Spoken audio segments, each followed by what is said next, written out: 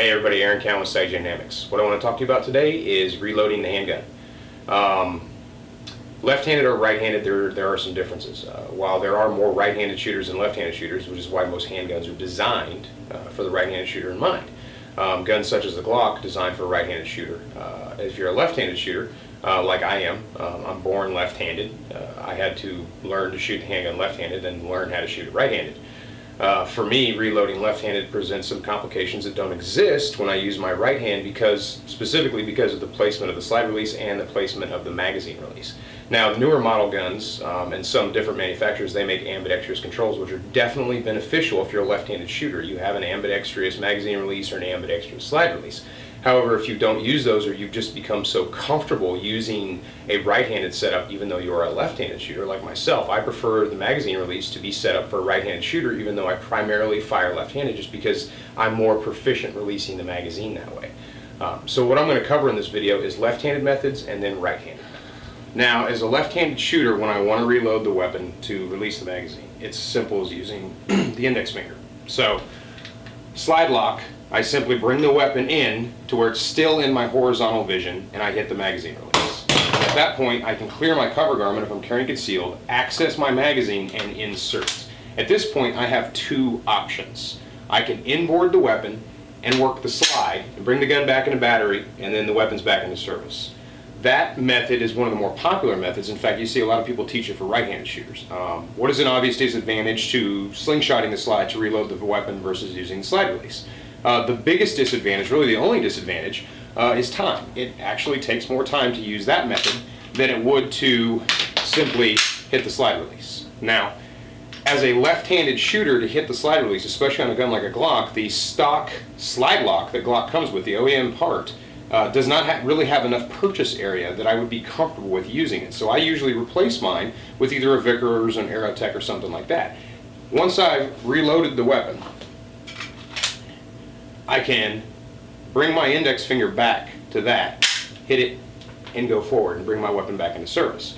That does compromise my grip on the weapon. As you can see, when I come back and hit it, I'm opening a gap in the frame.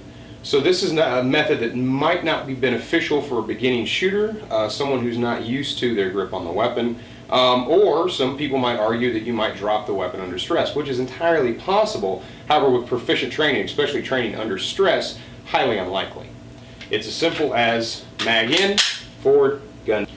Now, if you're a right-handed shooter, the world's pretty much your oyster, so to speak. The weapons are designed for you. When I need to reload, I'm pressing out, I access the magazine release with my thumb. I index my magazine, whether it be concealment or open carry or a magazine pouch or what have you. I insert it into the weapon, and at this point I again have two choices. I can hit the slide release, put the weapon right back into service, or I can insert the magazine, inboard the weapon, or over the top, slingshot, put the weapon back into service. Now, as a right-handed shooter, when the slide release is on the left side of the weapon where your thumb can activate it, what are some advantages to using a slingshot versus using the release?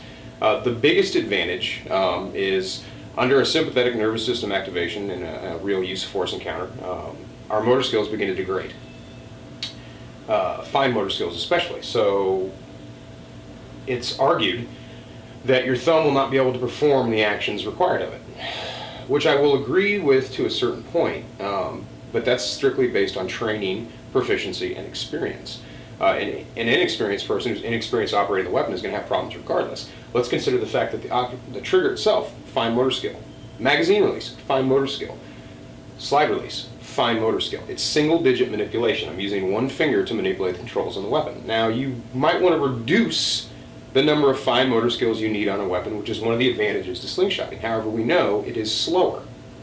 So, if you are proficient, especially if you've trained under stress and you prefer to use the slide release method versus the slingshotting method, there's nothing wrong with that.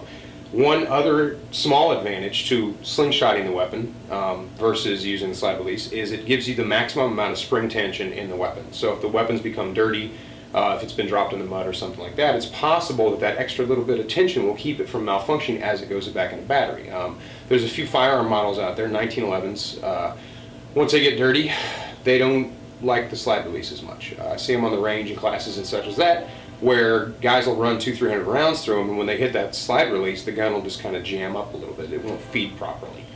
Now, realistically, are you going to be carrying a weapon for self-defense that's had 400 rounds put through it without cleaning? Are you going to experience that on a clean gun or a gun that's only fired 8 or 9 rounds?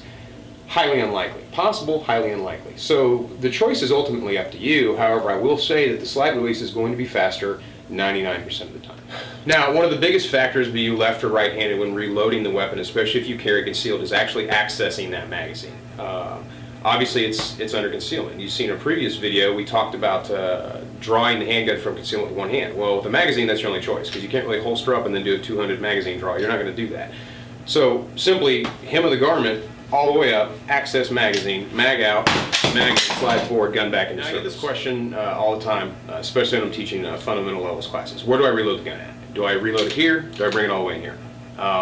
My personal advice is keep it in your visual horizon, can it out, magazine out, magazine in, use your preferred method to close the slide, get the weapon back into service. Another method that I've seen is people bring it in close to the chest. My problem with that method is if there's a problem reloading the weapon. It catches on a sleeve, I don't get it lined up right, I don't have a really good grip on the magazine, what have you, I'm going to look down anyway. When I know it's not going in, I'm going to look down. If I'm inexperienced, I'm going to look down. Any other factors that when I'm reloading can cause me to look down. Now, if I bring the gun high to my chest and I look down, what happens? I lose the entire world. Versus if I'm out here and there's a problem and I look down, I still have peripheral. Back in service. Is it more stable to bring the gun close into your body? Absolutely. But we're not doing anything that requires a great deal of strength. We're just reloading a handgun. Even if it's, we've got a great deal of stress motivating us to reload it as fast as possible, ultimately we're only reloading a gun and speed is the factor. If I encounter a problem and I take my eyes off my threat and I reload my gun, that's a serious issue. If I'm out here and I encounter a problem and I look down to the weapon, problem solved.